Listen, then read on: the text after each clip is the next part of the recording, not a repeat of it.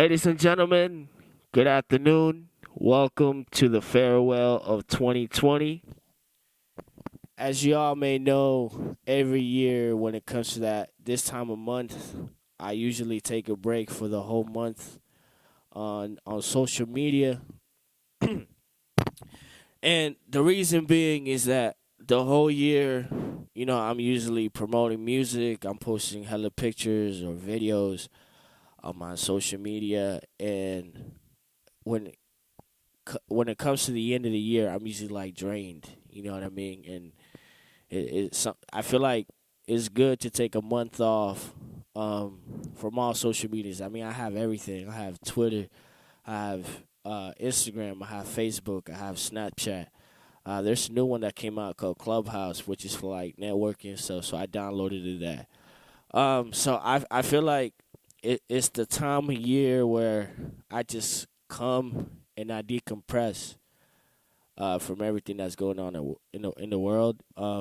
Usually by the end of the month, I start feeling like I don't need social media no more for music, and I kind of don't want to come back to it. But there's benefits to social media. I mean, just like there's pros and cons of everything, right? Um, so we're basically here today to reflect on this year. It's been a very prosperous year for me. I mean, I'm going to be honest, the support that I received uh, through my music is incredible. I couldn't be more grateful. As you all know, I started this journey back in 2017,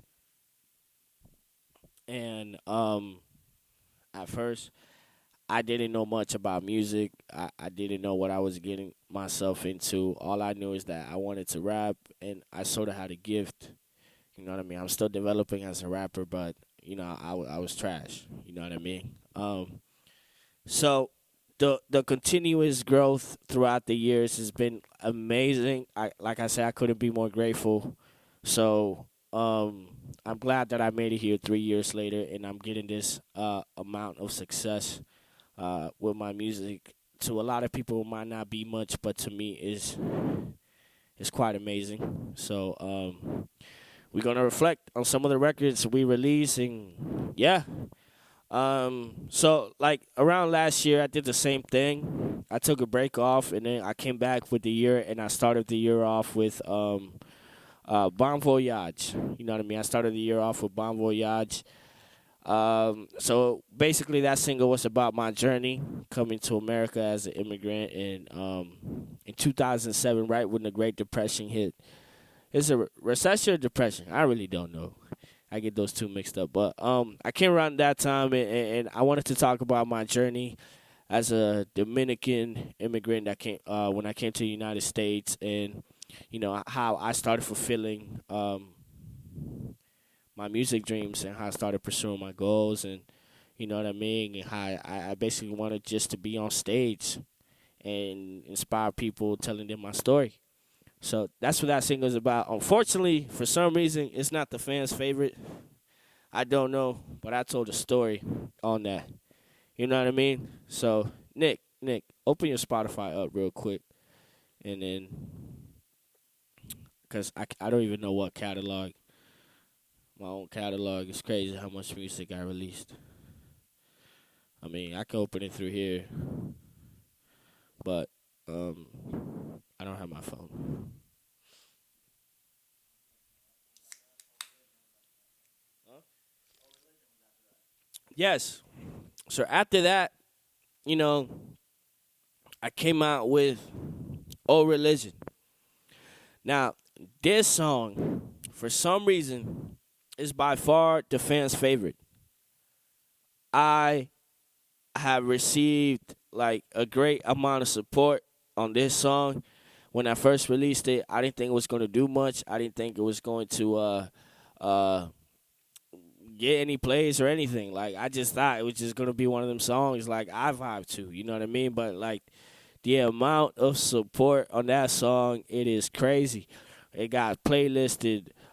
People's been telling me stories of how it's been. like inspiring them, or it touched them in one or two ways, right? I have non-religious people like telling me like that the song is good and they related to it to a certain extent, right? Yes, that song I'm really grateful for. I'm really grateful that it came out. I have no complaints. I mean, it is crazy the amount of support that I received on this. Um, yeah, so it's like by far my biggest single. Yeah, I mean it. Oh my goodness, it's like I'm super proud of it, and I'm grateful that you guys like definitely, you relate to it, and yeah, that you guys love it. So thank you for the support on that song. Next, I think I released COVID music. I think um, COVID music was an experiment that I did, that I released that single to see how much plays I can get with like little to no marketing, and I got little to no marketing efforts. I really didn't do well. So, but shout out to my boy Torino for producing it, for mixing it, and you know what I mean, for allowing me to work with him. Such a dope guy from Canada. If you guys want to hit him up, he's always down to work. We go be collabing a lot more stuff. I think next on that list, Nick, would it be like after COVID would be Rage. I released Rage, right? So Rage, this one, this is like another old religion to me. It's not as successful, of course, but like when I released this song, I mean, dude, I had a lot, like I would say a lot of baggage in those lyrics. Oh my goodness. Because the whole concept of Rage was for me to just let out my frustration, my anger on the track. It's still not one of the fans' favorite. I don't know why, but it, I'm grateful that I released that song, because when people go back to it, you understand why a young man has daddy issues, why a young man, um, the mentality of a person who grows up without a father. You know what I mean, and the emotional wreckness that they build due to the lack of fatherlessness. So that song to me is special. I really like that song, and I just vibe with it. I think it was pretty cool. Um, it was nice to let the rage out, and a lot of people relate to it. Shout out to my boy Jay Notes for mixing it. The best engineer in Tampa, in my opinion. I said what I said, and you can quote me on that. Next, what we got, Nick? We got what? The Lost in Atlantis EP. So, shout out to my boy Illish. I mean, that boy, I've been rocking with that boy for like what, a year and a half or 2 years now. Um, yes, like, so here's how that came along. I bought a beat pack from this producer called Layer Music on YouTube. He gave me like 25 beats for $5. He was doing this beat pack.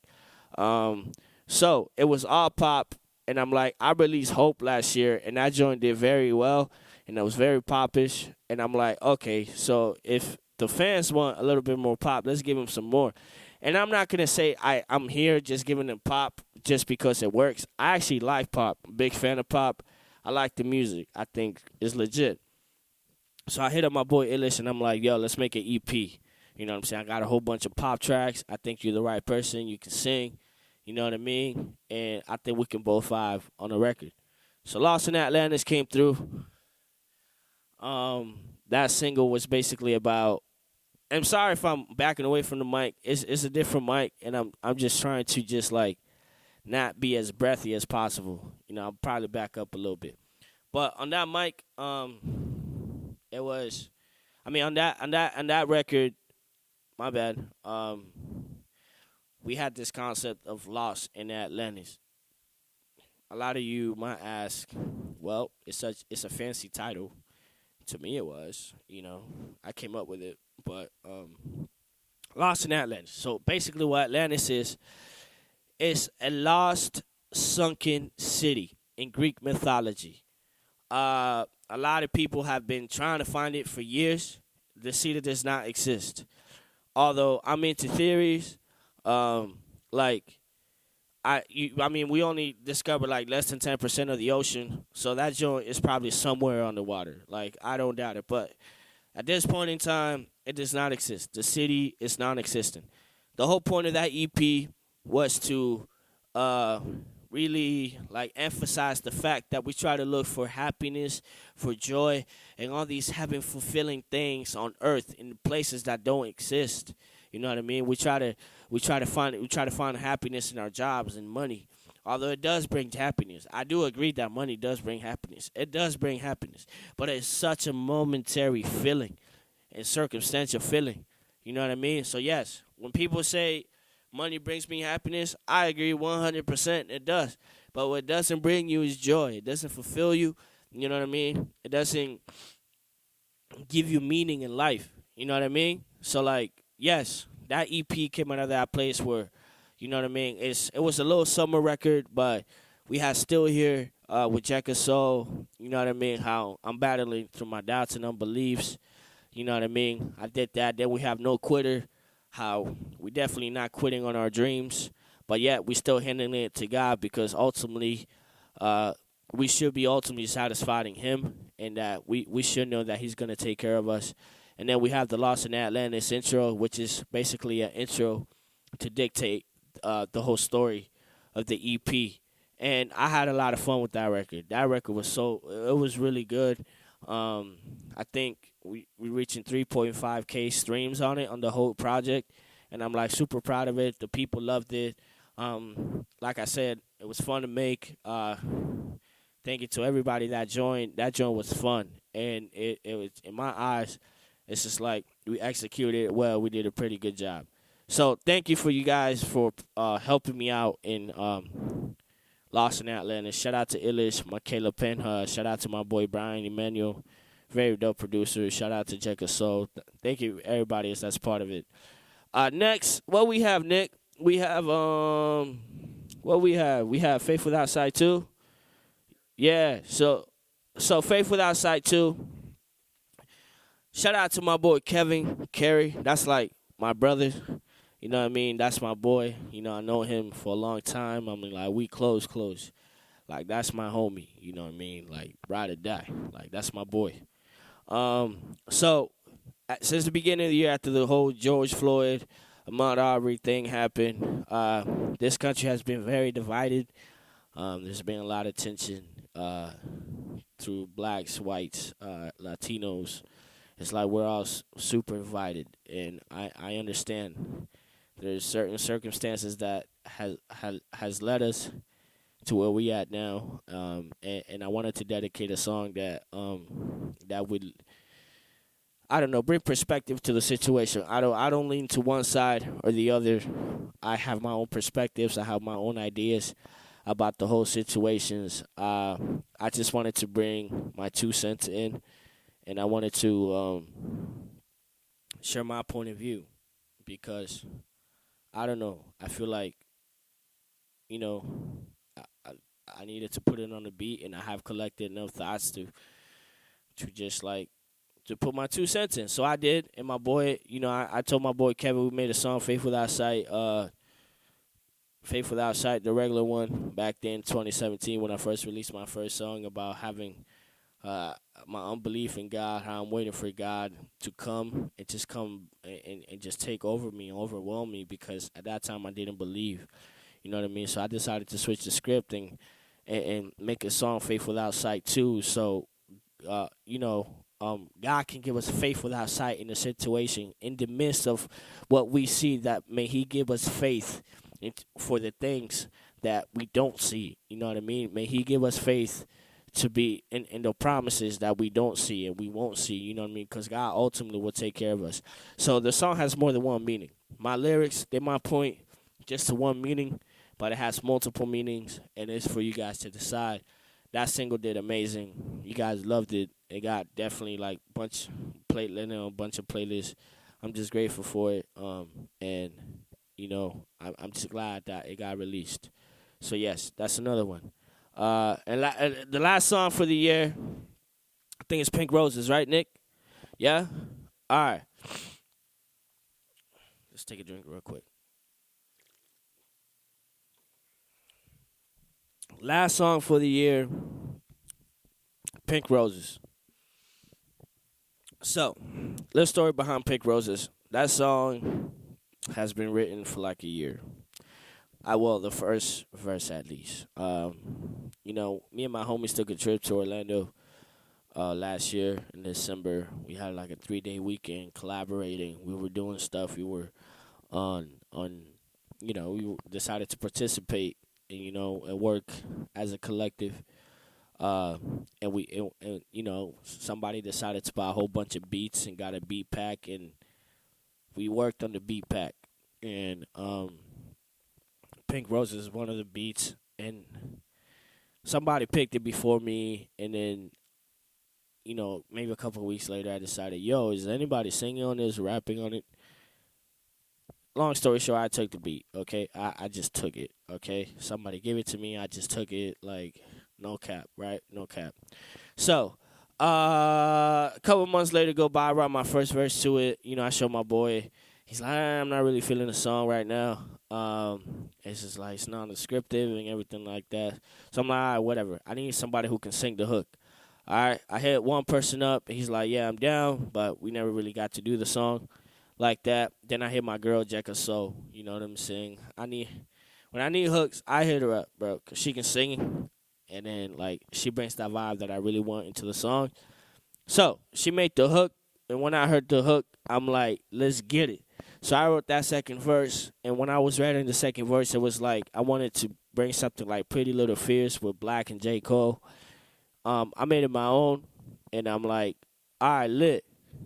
Like, this song came out pretty good. I went to Illish house, and he mixed it for me because I'm still, like, lazy, and I don't trust myself mixing my voice, although he said I can do it, but I don't know. That's just me. So, Pink Rose is released. Damn, like I said, another fan's favorite. It was good. It happened. Shout out to Jack and Soul for blessing the single.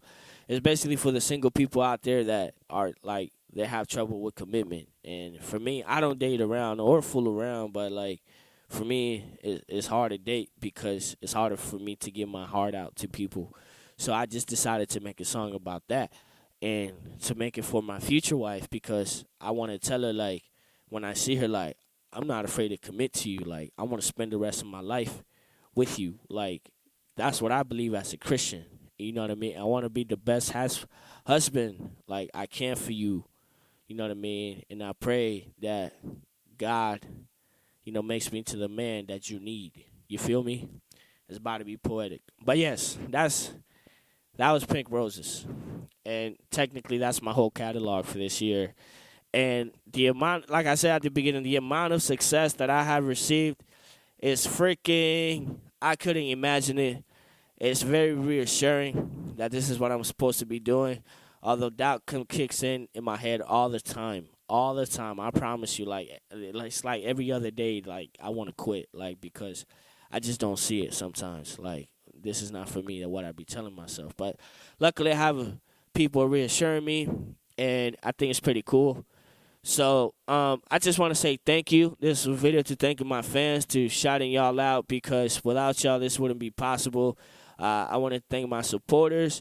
I want to thank everybody who just like decided to just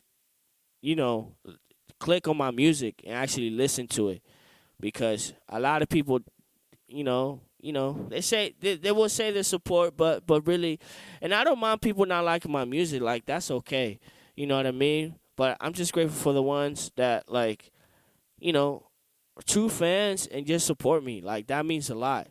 And like I look at my Spotify catalog, or I mean my statistics, and that, bro, like the amount of people that listen in other countries, like I'm super grateful for that because like I'm sharing my beliefs. I'm sharing my story with people who have a different perspective than I do. And I think that's amazing. So I just want to hop on here and just be like, yo, thank you so much. Thank you, everybody, for supporting me this year. This is it's been a freaking successful year for me. I'm just grateful. I just wanted to hop on here and say goodbye. So in case y'all don't see me in my stories or on social media for the whole month of December, it's just because I'm out and I'm over here decompressing and I'm over here reflecting on my year and building for next year.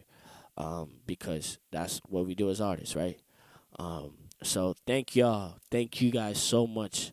I have an album. The biggest announcement is like I have an album coming out for you guys next year, and this album is one of the best stuff I ever written. I've been trying to write this album since I started doing music, but you know what I mean. It was technically never the right time, but right now it's the right time. I've been called to do this joint, and you have some amazing producers on it. I produce some tracks myself. You know what I mean? But this album is about to be crazy. Excuse me. It's about to be crazy, and I'm super excited for it. So 2021 is going to be a great year. Regardless of what happens, there's an album coming for y'all. There's new stuff going on. There's new sounds coming up for y'all. I'm a producer now. I can make beats now. I'm so proud of myself because, like, that's something new that I learned this year. And, like the heights we can reach it's like, it's truly scary what we can reach and what we can accomplish. So, guys, thank you again. Thank you so much for the continuing support. I'm gonna be back, but this is a goodbye to 2020. Much love to all of you. May God bless you guys. May God just allow you guys to fulfill your calling for this life, and may God just abundantly overwhelm you with his love, his reckless love for each and every one of you. And just remember, man, because at times I do forget how much God really loves us, or how much God really loves me, that God, you know what I mean, he made each and every one of us in a unique way, and he got a purpose and he got a calling for each and every one of us. Might not be music, it might not be stage, it might not be any of the above that I mentioned, might be something else, but God will take care of y'all, and that's my prayer for for each and every one other person that's listening right now. So thank you guys so much. My name is A. Lewis. Again, thank you for a successful year. I'm looking forward to the next one. Much love. Peace.